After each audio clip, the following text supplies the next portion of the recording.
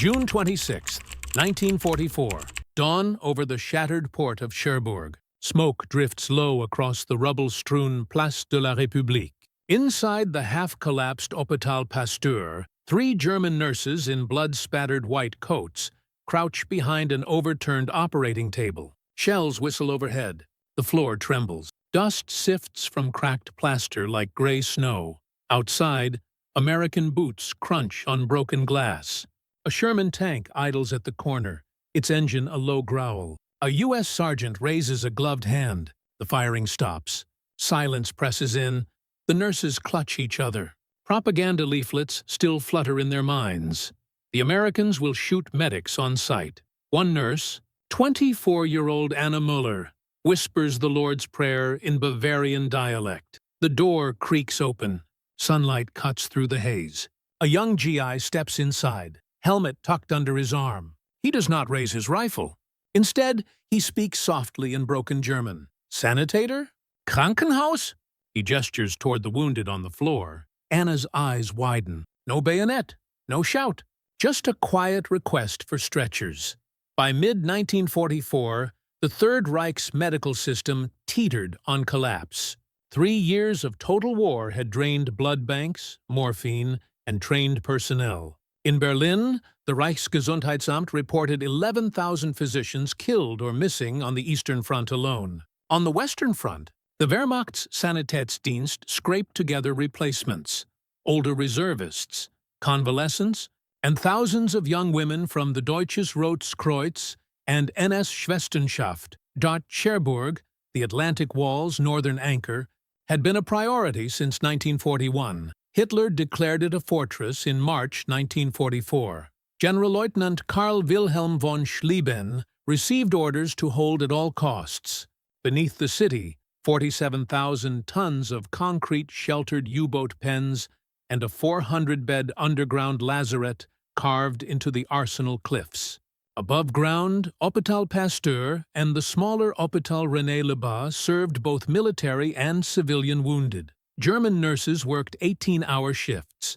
They sterilized instruments in seawater, reused bandages boiled in coffee kettles, and rationed sulfa powder by the gram. Propaganda films assured them the Allies would execute captured medics.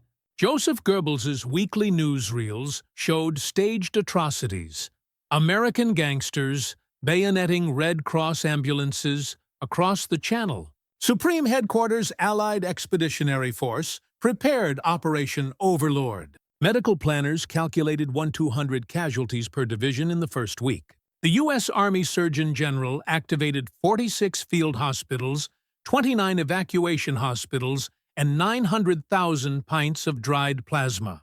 Every landing craft carried a medic with a Red Cross armband and orders. Medical personnel of the enemy will be treated as protected under the Geneva Convention. On June 6, 1944, the first waves hit Normandy. By June 19th, 7th Corps under Major General J. Lawton Collins turned north toward Cherbourg. The port was the only deep-water harbor capable of supplying the Allied buildup. Intelligence estimated 21,000 German defenders, including 180 medical officers and 420 nurses. The advance on Cherbourg unfolded in blistering heat. From June 19 to 25, the U.S. 4th, 9th, and 79th Infantry Divisions clawed through bocage hedgerows laced with mines and 88 mm guns. Casualties mounted, 2,800 Americans killed or wounded in 6 days. German resistance stiffened around the city's outer ring. Von Schlieben's artillery fired 15,000 rounds on June 22 alone. Inside the fortress, medical orderlies evacuated civilians to cliffside shelters. Nurses packed surgical kits into rucksacks, expecting street fighting. The Geneva Convention of 1929, ratified by both Germany and the United States, explicitly protected medical personnel. Article 1 stated, "Members of the medical services shall be respected and protected in all circumstances." U.S. Army Field Manual 27-10 reiterated, "Enemy medical troops are not prisoners of war when captured while performing medical duties. They could be retained only to care for their own wounded American medics trained at Fort Benning." carried laminated cards in German. Ich bin Sanitäter. Ich helfe Verwundeten. Combat medics of the 47th Field Hospital, attached to the 4th Division, practiced pronouncing Krankenschwester without menace. By June 25th, the outer defenses cracked. The 79th Division seized Hill 178, overlooking the port. Von Schlieben Radio et Berlin. Munitions exhausted. Port facilities destroyed. That night, he ordered the demolition of cranes and docks. At 0300 on June 26th, white flags appeared on the Octeville Ridge. Angle 1. Human Perspective. Anna Müller had never left Bavaria before 1942. Conscripted at 19 into the NS Schwesternschaft, she trained in Munich's overcrowded clinics. By 1944, she had stitched shrapnel wounds in Poland, amputated frostbitten toes in Norway, and watched boys die whispering for mothers they would never see again. Propaganda posters in every corridor warned, Judeo-American plutocrats will rape and murder German women. She kept a cyanide capsule sewn into her brassiere. On June 26th, when the Americans entered Hôpital Pasteur, Anna expected the worst. Instead, a corporal with a Bronx accent offered her a Hershey bar. Another GI filled canteens for the wounded Germans before his own squad. A third asked permission to photograph the nurses, not as trophies, but to send home proof that Jerry has girls too. Across Cherbourg's hospitals, similar scenes unfolded. Nurse Hilda Klein, stationed at the underground lazaret, recorded in her diary, "The Amis speak softly, share cigarettes, and call us Fräulein Doctor, even though we are only Schwestern." Fear dissolved into stunned gratitude. One American medic, technician 5th grade Samuel Rosenberg, translated Yiddish lullabies for a homesick orderly. Angle 2. Tactical capturing medical personnel intact served Allied logistics. The Geneva Convention allowed retention of enemy medics to treat their own casualties, freeing U.S. personnel for the front. In Cherbourg, 312 German nurses and 118 sanitator were immediately pressed into service under U.S. supervision. They operated in 3 shifts inside the Arsenal tunnels, performing 180 surgeries in the first 48 hours after surrender. U.S. Combat Command A established a triage point at the train station. Wounded from both sides lay on parallel litters. A German surgeon, Major Dr. Ernst Kleist, removed a spleen while an American captain held the retractor. Blood plasma, American type O, flowed into Wehrmacht veins. The 47th Evacuation Hospital reported a 12% drop in its own workload because retained German staff handled 60% of Axis casualties. Angle 3, technological, the EPUI. Contrast in medical resources stunned the German nurses. U.S. field hospitals unpacked crates of penicillin, still experimental in the Reich, enough for every compound fracture. A single American plasma bottle equaled 3 days of German blood drive output. Mobile X-ray units rolled into the Arsenal tunnels on rubber tires. German medics had last seen such machines in 1938. Sulfa powder arrived in waxed packets, not the damp clumps nurses scraped from moldy jars. Morphine syrettes, preloaded, disposable, replaced the Wehrmacht's glass ampoules reused until they cracked. One nurse, Elizabeth Brandt, watched a U.S. technician inject 200 milligrams of penicillin into a gangrenous leg. "In Berlin, we would amputate," she murmured. The soldier kept the limb. Angle 4. Leadership, morale. U.S. officers enforced the Geneva rules with deliberate restraint. Colonel Theodore L. Roosevelt, Jr., assistant commander of the 4th Division, personally inspected Cherbourg hospitals on June 27th. He ordered guards to salute German medical officers and prohibited souvenirs taken from white coats. A provost marshal court-martialed 2 GIs for stealing watches from unconscious patients. Major General Collins issued Field Order 17. Captured medical personnel will receive the same rations as U.S. hospital staff. Cooks delivered hot oatmeal and real coffee to the nurses' mess. When a German matron protested that protocol required officers to eat first, a smiling lieutenant replied, "Tonight, the ladies who saved lives eat first." The gesture traveled by shortwave to SHAEF headquarters and became policy for every subsequent capture. June 27, 1944, 14:17 hours. Hôpital Pasteur's courtyard. The sun beats down on cracked flagstones. A U.S. Army cameraman from the 165th Signal Photo Company adjusts his IMO lens. In the frame, 3 German nurses in fresh white aprons, borrowed from American stocks, carry a litter toward a waiting 202 120 truck marked with a red cross. The patient is Oberleutnant Hans Dietrich, both legs shattered by a bazooka round. Anna Müller steadies the morphine syrette between her teeth, while Hilde Klein tightens the tourniquet. A GI medic, Private First Class Tony Vaca, kneels opposite. He does not command. He asks, "Pressure here?" Anna nods. Vaca's fingers replace hers without jostling the limb. At 14:22, the truck's rear gate drops. 2 German orderlies lift Dietrich inside.